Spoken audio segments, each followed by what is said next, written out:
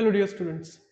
आई hope आपका reNEET 2026 अच्छा गया होगा एंड आई विश कि आप सब लोगों को कामयाबी मिले। बट जहाँ तक अगर हम पेपर की डिस्कशन की बात करते हैं, ऑलरेडी आरएसी के चैनल पर हमने कल रात ही तीनों ही सब्जेक्ट के एनालिसिस को डाल दिया है। आई होप आपने वो देखा भी होगा। इसके अलावा आज मैं एक छोटी सी वीडियो के साथ आया हूं जिसमें हमने कुछ स्टेट्स, फिलहाल के लिए मैं सिर्फ दो स्टेट्स यहाँ पे डिस्कस करूंगा रिगार्डिंग द कट ऑफ। इस कट ऑफ के अंदर अगर हम पेपर की डिफिकल्टी लेवल की पहले बात करें, जो 2026 रीनीट जो हुआ है उसका कंपैरिजन अगर हम नीट 2026 के साथ करें, क्योंकि एक महीना पहले जब बच्चे पेपर दे के आए थे नीट 2026 का, तो वो काफ़ी खुश थे क्योंकि मार्क्स काफ़ी अच्छे थे। सब्जेक्ट वाइज जो उसका लेवल था वो भी ठीक था हर सब्जेक्ट के अकॉर्डिंगली। तो लास्ट वीडियो में जब 3 मई 2026 को मैंने पेपर डिस्कस किया था और साथ में यही लेवल ऑफ नीट डिस्कस किया था, साथ में आपको एक टेंटेटिव कट ऑफ के बारे में बात की थी। आज हम उसी को थोड़ा सा कंपेयर करेंगे और थोड़ा सा कोशिश करेंगे कि आपको ये बता सकें कि कितने मार्क्स पर इस री नीट 2026 में आपकी सिलेक्शन होने की प्रोबेबिलिटीज हैं। देखिए, अगर डिफिकल्टी लेवल की बात करें तो सबसे पहले फिजिक्स 2026 पहला पेपर इजी था, बट इस बार री नीट 2026 में फिजिक्स में जे एडवांस तक के क्वेश्चंस जो है वो देखे गए हैं। साथ में अगर केमिस्ट्री की बात करें, मैंने केमिस्ट्री को मॉडरेट से डिफिकल्ट रखा है क्योंकि यहाँ पे एनालिटिकल ऑर्गेनिक केमिस्ट्री को हमने देखने को हमें मिली क्वेश्चंस वहां पर। बट मैं लमसम अगर बात करूं तो 2025 के अकॉर्डिंगली इस साल की केमिस्ट्री, री नीट 2026 की केमिस्ट्री 2026 के पिछले जो पेपर हुआ 3 मई में, उसके अकॉर्डिंगली थोड़ा टफ है। बायो की बात करूं तो बायो तो एज इट इज 2026 का पहला पेपर और जो अभी रीनीट हुआ है उसके हिसाब से बायो काफी इजी है। स्ट्रेट फॉरवर्ड क्वेश्चंस आए हैं, एक दो क्वेश्चंस में सिर्फ स्ट्रेट फॉरवर्ड न्यूमेरिकल्स लगे हैं, ज्यादा इसमें कोई टफनेस वाली बात नहीं है। बट अगर मैं ओवरऑल इस पेपर की बात करूं तो पेपर का जो लेवल था वो टाइम कंज्यूमिंग था, काफी ज्यादा टाइम कंज्यूम किया गया है। और साथ में जो पेपर का लेवल है, मोस्टली सब ये कह रहे हैं कि टफ है, बट मैंने इसको थोड़ा मॉडरेट से टफ की तरफ रखा है, मॉडरेट से डिफिकल्ट की तरफ रखा है क्योंकि इसमें बायोलॉजी आपकी काफी इजी थी। इस बायो के अंदर अगर personally as a faculty of biology अगर मैं किसी बच्चे को कहूं कि अगर उसने बहुत थॉरली एनसीईआरटी को पढ़ा होगा तो उसके फुल मार्क्स आने की प्रोबेबिलिटीज बहुत ज्यादा है। नेक्स्ट हम बात करते हैं थोड़ा सा मार्क्स वाइज हम देखते हैं कि कितने नंबर पर इस साल जो रीनीट 2026 हुआ है उसमें जितने भी बच्चों के जितने भी नंबर आ रहे हैं, कितने नंबर पे उनका सेफ जोन बनता है।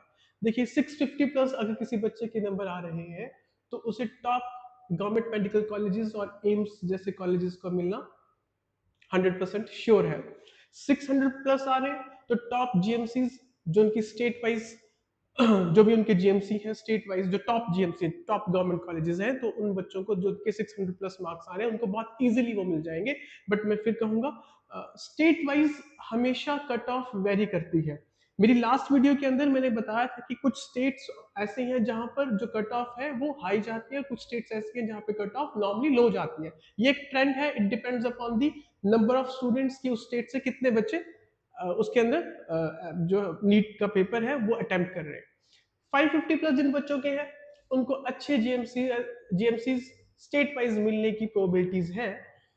500 प्लस है तो जीएमसी स्टेट वाइज मिल जाएगा, बट कैसा मिलेगा कैसा नहीं मिलेगा उसके बारे में अभी हम इस लेवल पे नहीं बात कर सकते क्योंकि पिछले कल ही पेपर हुआ है। 525 प्लस है तो वो बच्चे बॉर्डर लाइंस पे होंगे, फर्स्ट राउंड में नहीं हो सकता, सेकंड या थर्ड राउंड के अंदर उनको स्टेट वाइज हो सकता है कि कोई गवर्नमेंट मेडिकल कॉलेज मिल जाए। 500 प्लस पे सेम वही रूटीन रहेगी, फर्स्ट राउंड पे तो बिल्कुल भी नहीं। 500 प्लस जिसके मार्क्स हैं 500 प्लस से लेके 525 के बीच में, उनको सेकंड थर्ड या जो भी उनका मॉप अप राउंड होता है लास्ट तक, तब तक वेट करना पड़ेगा। जिन बच्चों के मार्क्स 500 से कम है उनका गवर्नमेंट मेडिकल कॉलेजेस में सिलेक्शन होना बहुत मुश्किल है।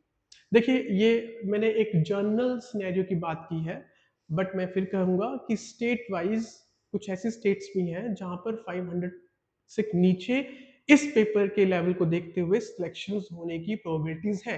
तो मैं आज आपके साथ सिर्फ दो स्टेट्स के बारे में, उनकी कट ऑफ के बारे में थोड़ा डिस्कशन करूंगा, जो एक टेंटेटिव आइडिया हमने निकाला है लास्ट जो हमारा एक्सपीरियंस रहा है कट ऑफ का इन स्टेट्स के साथ। तो उसके अंदर मैंने हिमाचल और पंजाब वाले स्टेट्स को कवर किया है। आई होप ये थोड़ा सा डाटा आपको कहीं ना कहीं हेल्प करेगा। देखिए इस डाटा के अंदर मैंने एक कोशिश की है कि मैं आपको थोड़ा सा ऑल इंडिया लेवल पर बता पाऊं कि कितने मार्क्स पर कितना रैंक टेंटेटिव आने की संभावना है। क्योंकि मैं देखिए लास्ट ईयर मैं आपको बताया था 2025 के अंदर हमारा एक स्टूडेंट जिसके 523 मार्क्स, मैं आपको एक रियलिटी बता रहा हूँ, एक रियल नंबर थे, उसका 27,000 रैंक था लमसम। तो right now he is in IGMC Shimla in Himachal. Same एक और स्टूडेंट हमारे पास था जिसका 2025 नीट के अंदर 485 मार्क्स थे and right now she is in government medical college Nahan in Himachal. तो उनकी अगर सिलेक्शन हो जाती है तो उससे थोड़ा एक टेंटेटिव आइडिया हम यहाँ पे लगा सकते हैं कि कितने नंबरों के आसपास कितना आपका रैंक रहेगा और कितनी प्रोबेबिलिटीज है कि आपकी इन दो स्टेट्स में पंजाब और हिमाचल के अंदर सिलेक्शन होने की संभावनाएं हैं। अब यहाँ पे अगर हम बात करें तो ऑल इंडिया कोटा के अंदर अगर आप देखें कि ऑल इंडिया रैंक आपका क्या आएगा, ये सारे रैंक्स AIR रैंक्स हैं, इनमें स्टेट वाइज रैंक मैंने बिल्कुल भी कोई डिस्कस नहीं किया है, तो इस बात का थोड़ा सा ध्यान रखिएगा।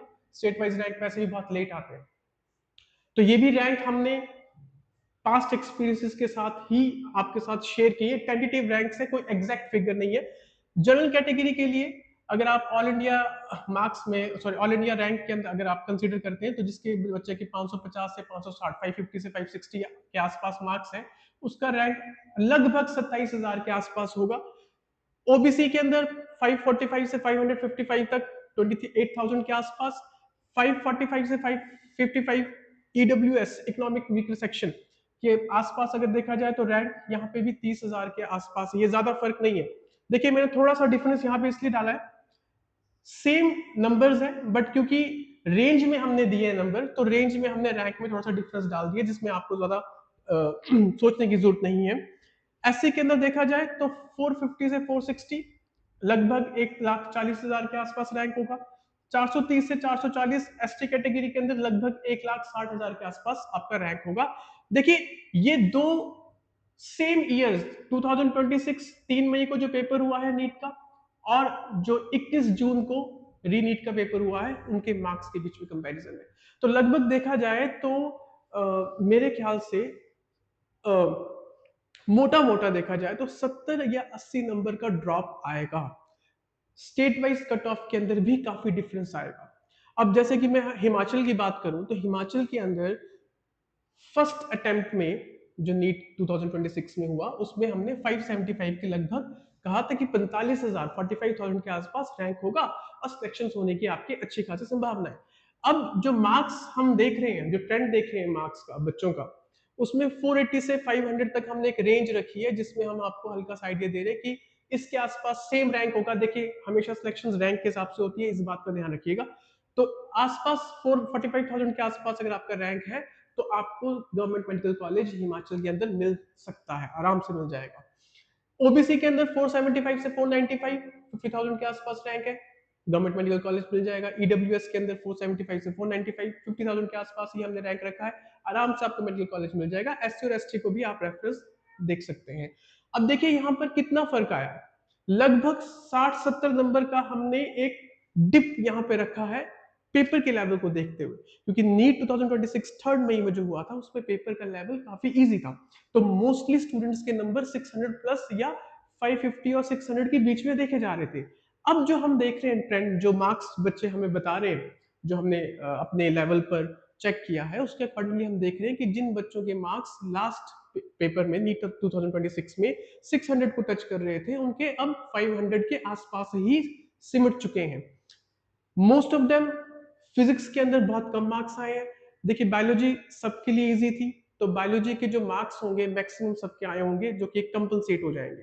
अब मार्क्स जब कंपनसेट हो जाते हैं तो वो न्यूट्रलाइज माने जाते हैं, तो आपका जो एक एज है एक्स्ट्रा मार्क्स लेने का वो बचा केमिस्ट्री और फिजिक्स। फिजिक्स तो वैसे ही टफ है, तो जिसने केमिस्ट्री का पेपर काफी अच्छा किया होगा डेफिनेटली उसके अच्छे मार्क्स आ रहे होंगे, ऐसा मैं मान के चल रहा हूं। नेक्स्ट अगर हम पंजाब की बात करें तो पंजाब में हमने लास्ट 2026 का जो फर्स्ट पेपर नीट का हुआ था 3 मई को 620 के आसपास हमने मान के चले थे कि 27,000 का रैंक होगा और उस बच्चे की सिलेक्शन आराम से जनरल कैटेगरी में हो जाएगी। अब क्योंकि डिप आया है 60 से 70 नंबर का, तो हमने उस रेंज को, मार्क्स की रेंज को 545 से 555 के आसपास किया, रैंक लगभग हमने वैसा ही लिया। तो देखिए अगर आपके मार्क्स इन मार्क्स के आसपास है तो प्रोबेबिलिटीज हैं कि आपका अच्छे गवर्नमेंट मेडिकल कॉलेज में, या अच्छा भी नहीं कहें, जो एक normal medical government medical college होता है उसके अंदर सिलेक्शन होने की प्रोबेबिलिटीज है। अच्छे मेडिकल कॉलेज के लिए मैंने आपको बता दिया कि आपका जो मार्क्स स्कोर होना चाहिए वो कैसा होना चाहिए, जो फर्स्ट स्लाइड में हमने आपके साथ डिस्कस किया। ओबीसी की डिस्कशन करें तो 535 से 29,000 के आसपास। नीट 2026 3 मई को जो हमने डिस्कस किया था वो 605 के आसपास किया था कि सेम रैंक होगा, बट अब हमने क्योंकि डिप किया है मार्क्स के अंदर 600 गवर्नमेंट मेडिकल कॉलेज के लिए ईडब्ल्यूएस कैटेगरी के अंदर, बट अब 540 से 545। ऐसे के लिए हमने 500 डिमार्केशन की थी मार्क्स की नीट 2026 3 मई को जो पहला पेपर हुआ था। अब हमने 410 से लेके 440 के आसपास डिमार्केशन की है, जिसमें आपका लगभग रैंक 1,60,000 के आसपास बैठेगा, तो आपकी सिलेक्शन पंजाब जैसे स्टेट में होने के चांसेस है। I am not giving these marks and ranks की यू आर श्योर, बिकॉज ये जो डाटा है, ये डाटा अभी बनते बनते टाइम लगेगा, हमें देखना पड़ेगा किस तरह से ट्रेंड हर स्टेट के अंदर आ रहे हैं। तो अभी फिलहाल के लिए मैंने आपके साथ 2 स्टेट्स के ट्रेंड डिस्कस कर दिए। मैं नेक्स्ट वीडियो के साथ कुछ और स्टेट्स जो आसपास की हैं नॉर्दर्न स्टेट्स, उनको हम कवर करेंगे। धीरे धीरे हम सारी स्टेट्स को कवर करेंगे जितना हमसे हो पाएगा। Thank you so much.